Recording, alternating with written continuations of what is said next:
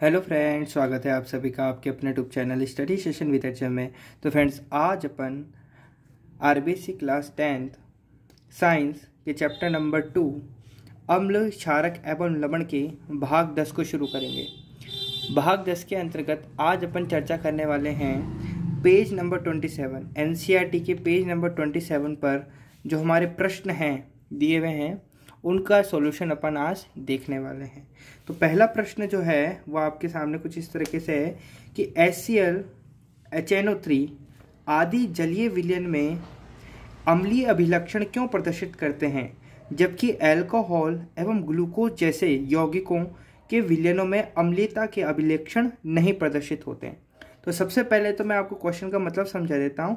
Question बोल रहा है कि HCl और HNO3 यानी हाइड्रोक्लोरिक अम्ल और अपना नाइट्रिक अम्ल ये दोनों के दोनों जलीय विलयन में घुलते हैं। जलीय विलयन यानी जल के घोल में घुलते हैं और उसके अंदर ये अम्लीयता दर्शाते हैं, है ना, पहली बात। लेकिन दूसरी तरफ और जैसे हमारे पास अम्ल हैं, जैसे अल्कोहल एक अम्ल हो गया, ग्लूकोज एक अम्ल हो गया, जब इनको अपन जलीय विलयन में डालते हैं ना तो ये अम्लीयता प्रदर्शित क्यों नहीं करते, ये आपसे प्रश्न पूछा गया है। तो पहले मैं सटीक उत्तर दे देता हूँ आपको, वो लिख लीजिए आप अपनी कॉपी के अंदर, फिर मैं आपको थोड़ा सा समझाऊंगा।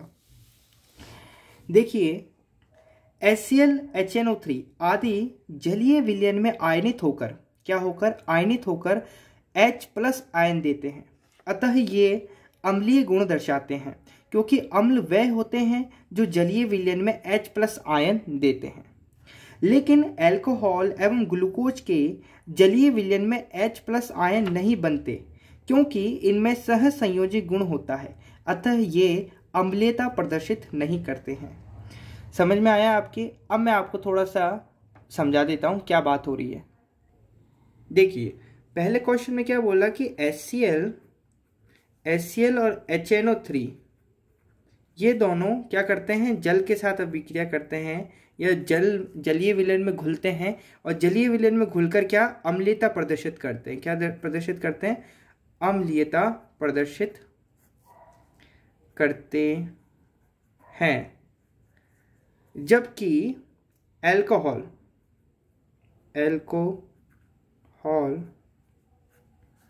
और एक और का नाम लिया था ग्लूकोज, ठीक है, ये दोनों जलीय विलयन में घुलकर अम्लीयता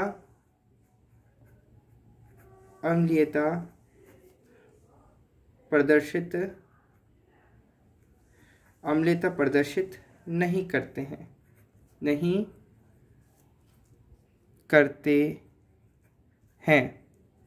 बात क्लियर हो रही है?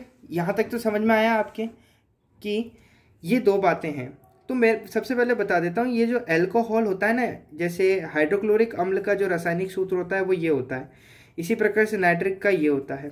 तो यहाँ पर अल्कोहल और ग्लूकोज का एनसीईआरटी में थोड़ा नहीं दे रखा है, तो मैं आपको बता देता हूँ। अल्कोहल क्या होता है, वैसे तो ये ऐसे रासायनिक सूत्र होते हैं जहाँ पर भी आपको OH समूह जुड़े हुए दिखते हैं ना, ये एक फंक्शनल ग्रुप होता है जिसके बारे में अपन आगे पढ़ेंगे।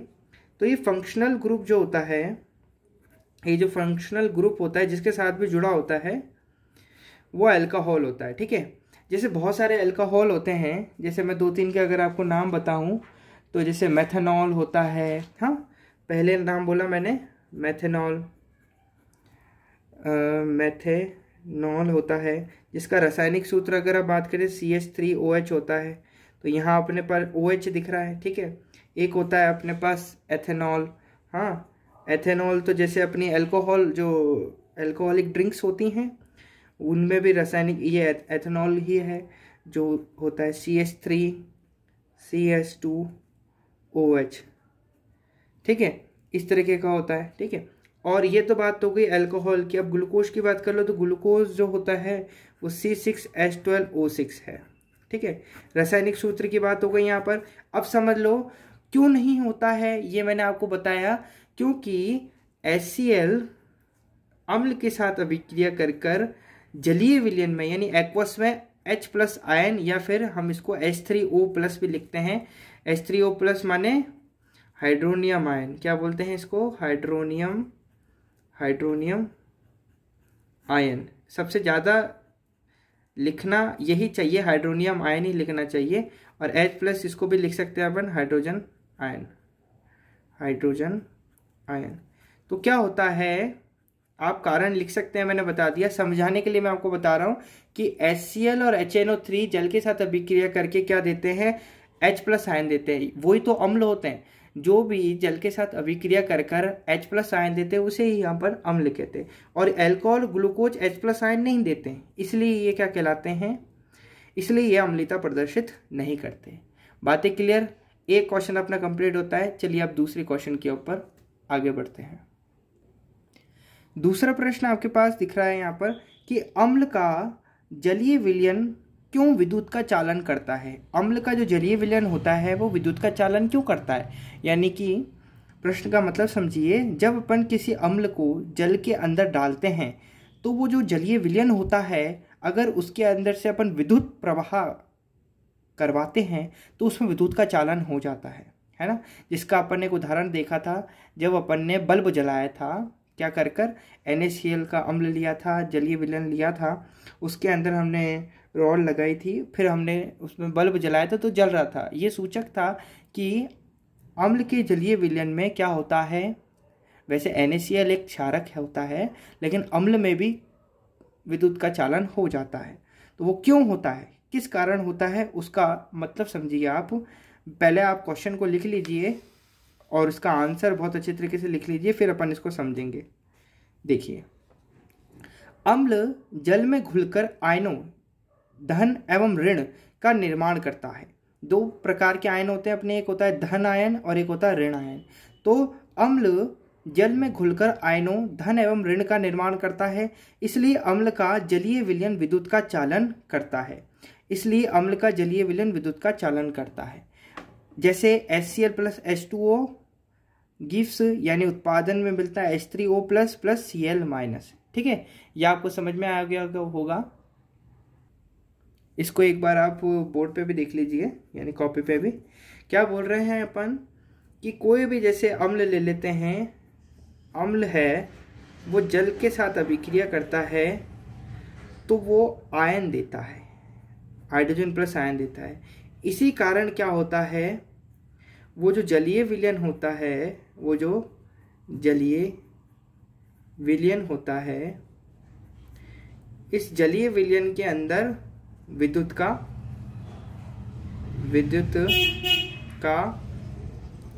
चालन हो पाता है। क्या हो पाता है, विद्युत का चालन हो पाता है। विद्युत का चालन हो पाता है का मतलब उसमें से विद्युत प्रवाह हो जाती है, उसमें से विद्युत पास हो जाती है, ये होता है विद्युत का चालन। क्यों हो पाती है, क्योंकि अम्ल जल से अभिक्रिया करके हाइड्रोजन आयन उत्सर्जित करता है। ठीक है, समझ में आया। चलिए अब अपन नेक्स्ट क्वेश्चन पे आगे बढ़ते हैं। तीसरा क्वेश्चन है, शुष्क हाइड्रोक्लोरिक गैस शुष्क लिटमस पत्र के रंग को क्यों नहीं बदलती है। शुष्क हाइड्रोक्लोरिक गैस जो होती है शुष्क लिटमस पत्र के रंग को क्यों नहीं बदलती, ये आपसे पूछा गया है। तो इसका उत्तर देख लीजिए एक बार। शुष्क हाइड्रोक्लोरिक अम्ल वियोजित होकर यानी टूटकर हाइड्रोजन प्लस आयन नहीं देता है, अतः यह अम्लीय अभिलक्षण प्रदर्शित नहीं करता है, जिसके कारण लिटमस पत्र के रंग को नहीं बदलती है। लिटमस पत्र का रंग क्यों बदलता है, लिटमस पत्र का रंग अम्लीय या क्षारीय होने पर बदलता है, लेकिन हम बात कर रहे हैं हाइड्रोक्लोरिक अम्ल की बात कर रहे हैं। तो शुष्क हाइड्रोक्लोरिक अम्ल हाइड्रोजन प्लस आयन नहीं देता है, जिसके कारण वो अम्लीय अभिलक्षण प्रदर्शित नहीं करता है और जिसके कारण लिटमस पत्र का रंग नहीं बदलता है। तो ये अपना तीसरा क्वेश्चन कंप्लीट हुआ। अब अपन चलते हैं अपने क्वेश्चन नंबर 4 पर। क्वेश्चन नंबर 4 है, अम्ल को तनुकृत करते समय यह क्यों अनुशंसित करते हैं कि अम्ल को जल में मिलाना चाहिए, ना कि जल को अम्ल में। प्रश्न को ध्यान से समझिए, क्या बोलता है कि अम्ल को तनुकृत करते समय, यानी तनुकृत करने का मतलब इसमें जल मिलाते समय, अम्ल में जल मिलाते समय यह क्यों अनुशंसित करते हैं। अनुशंसित यानी यह क्यों बताया जाता है कि अम्ल को जल में मिलाना चाहिए। अम्ल जो होता है ना, एसिड जो होता है, उसको जल में मिलाना चाहिए। माफ़ कीजिएगा, जो अम्ल होता है उसे जल में मिलाना चाहिए, ना कि जल को अम्ल में। ऐसा क्यों बताया जाता है? तो वो समझिए आप, ऐसा क्यों बताया जाता है। देखिए इसका उत्तर यहाँ से देखिए आप, जल में अम्ल या क्षारक के घुलने की प्रक्रिया अत्यधिक ऊष्माक्षेपी होती है। ये मैंने आपको पहले भी बताया है कि जल में जब भी अपन अम्ल या क्षारक कुछ भी डालें तो वो जो प्रक्रिया होती है अत्यधिक ऊष्माक्षेपी होती है। ऊष्माक्षेपी का अर्थ होता है उसमें से अत्यधिक ऊर्जा उत्सर्जित होती है, ठीक है। जल में सांद्र नाइट्रिक अम्ल या सल्फ्यूरिक अम्ल को मिलाते समय अत्यधिक सावधानी रखनी चाहिए। यहाँ पर कुछ आपको अम्लों का उदाहरण दिया है, जैसे सांद्र नाइट्रिक अम्ल। सांद्र का अर्थ होता है 100% नाइट्रिक अम्ल, यानी 100% अम्ल है, उसके अंदर एक भी बूंद जल की नहीं मिली है। सांद्र मतलब ये होता है। तो सांद्र नाइट्रिक अम्ल या सल्फ्यूरिक अम्ल को मिलाते समय अत्यधिक सावधानी रखनी चाहिए। अम्ल को हमेशा धीरे धीरे तथा जल को लगातार हिलाते हुए जल में मिलाना चाहिए। क्या होता है, जैसे जैसे अपन अम्ल डालते हैं तो धीरे धीरे तो अम्ल डालना चाहिए, और क्या करना चाहिए, अम्ल को डालते समय जल को धीरे धीरे हिलाते रहना चाहिए। फिर सांद्र अम्ल में जल मिलाने पर उत्पन्न हुई ऊष्मा के कारण मिश्रण छलककर बाहर आ सकता है तथा व्यक्ति जल सकता है। साथ ही अत्यधिक स्थानीय ताप के कारण कांच का पात्र भी टूट सकता है। इसलिए हमें क्या करना चाहिए, जल में मिलाना चाहिए। अम्ल को क्या करना चाहिए, जल में मिलाना चाहिए, ठीक है। अम्ल लीजिए आप, जैसे कि चौथा क्वेश्चन है अपने पास। मान लीजिए यहाँ पर अपने पास रखा है अम्ल, ठीक है। यहाँ अपने पास रखा है अम्ल और यहाँ अपने पास है जल। क्या करेंगे, किसको किस में मिलाएंगे? ये रहा अम्ल अपने पास और ये रहा जल, किसको किस में मिलाएंगे? अम्ल को जल में मिलाना है। ये जो अम्ल है ना, ये जो अम्ल रखा है अपने पास, ये जो अम्ल है इसको लीजिए आप और इसके अंदर डालिए, ठीक है। अम्ल को क्या करना है, जल के अंदर मिलाना है। जल को अम्ल के अंदर नहीं मिलाते। पूछिए क्यों? क्योंकि जब भी जल या क्षारक हो, अम्ल हो या फिर क्षारक हो, दोनों में से किसी को भी अगर अपन जल में मिलाते हैं तो ये जो प्रक्रिया होती है वह अत्यधिक क्या होती है, ऊष्माक्षेपी होती है। ऊष्माक्षेपी होने के कारण ऊर्जा क्या होती है, आस्फलित होती है। आस्फलित होना यानी स्प्लैश आउट होती है, बाहर की तरफ आती है, ठीक है। बाहर की तरफ आती है जिसके कारण क्या होता है, अपन जल भी सकते हैं। इसलिए हमारे को क्या करना चाहिए, अम्ल को धीरे धीरे, अम्ल को तो कैसे, धीरे धीरे, और जल को हिलाना है। जल को क्या करना है, हिलाना है। जल को धीरे धीरे हिलाना है और लगातार हिलाना है। इस तरीके से क्या होता है, प्रक्रिया थोड़ी धीमी होती है और थोड़े समय के अंतराल में जो दुर्घटना होती है वो थोड़ा उसके चांसेस कम हो जाते हैं, ठीक है। तो ये था अपना चौथा क्वेश्चन। अब अपन करते हैं पांचवा क्वेश्चन। पांचवा क्वेश्चन कुछ इस तरीके से है कि अम्ल के विलयन को तनुकृत करते समय यानी उसमें पानी मिलाते समय हाइड्रोनियम आयन जो होता है, हाइड्रोनियम आयन यानी H3O+, इस हाइड्रोनियम आयन की जगह आप हाइड्रोजन प्लस आयन भी देख सकते हैं परीक्षा के अंदर, तो घबराइएगा मत। मैंने आपको पता नहीं कितनी बार ही बता दिया है कि H3O+ हाइड्रोनियम आयन बराबर होता है हाइड्रोजन धन आयन, ठीक है। ज़्यादा स्थायी हाइड्रोनियम आयन होता है, इसलिए इसको ज़्यादा लिखा जाना चाहिए, है ना। तो ये सही होता है लिखने में। तो आपको कंफ्यूज करने के लिए यहाँ पे लिखा गया है कि अम्ल के विलयन को तनुकृत करते समय हाइड्रोनियम आयन की सांद्रता कैसे प्रभावित हो जाती है। तो कैसे प्रभावित हो जाती है, जब आप किसी अम्ल में क्या कर रहे हैं, जल मिला रहे हैं, तो मैंने आपको बताया था हाइड्रोनियम आयन यानी उसके आयनों में प्रति एकांक इकाई में कमी आती है ना। प्रति एकांक आयतन में कमी आती है, मैंने आपको बताया था। तो इस तरीके से आप ये उसको अपन ने तनुकरण अभिक्रिया बताया था, है ना, पढ़ा था जब। तो हाइड्रोनियम आयन की सांद्रता कम हो जाती है, क्या होता रहता है, हाइड्रोनियम आयन जो होता है उसकी सांद्रता कम होती है, अम्लीयता धीरे धीरे धीरे धीरे किस में बदलती है, उदासीनता में बदलती है। ठीक है, आगे अपन देखेंगे पीएच वैल्यू का समझेंगे अपन। तो अम्ल की जो पीएच वैल्यू होती है वो होती है 7। अम्ल की जो पीएच वैल्यू होती है वो कितनी होती है, 7।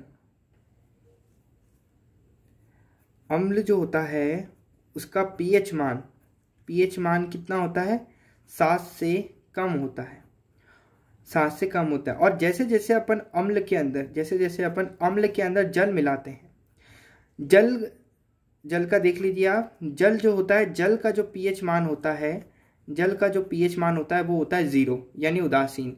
ये उदासीन अवस्था होती है, तो ये होता है उदासीन होता है। जैसे जैसे अपन अम्ल के अंदर जल मिलाते हैं तो क्या होता है, जो अम्ल का पीएच मान घटता जाता है। क्या होता जाता है, घटता जाता है, जिसके कारण 7 से कम होते होते वो क्या हो जाता है, 0 हो जाता है। और 0 हो जाता है तो क्या हो जाता है, वो उदासीन अवस्था में आ जाता है, यानी वो जल बन जाता है, पूरा का पूरा जल बन जाता है।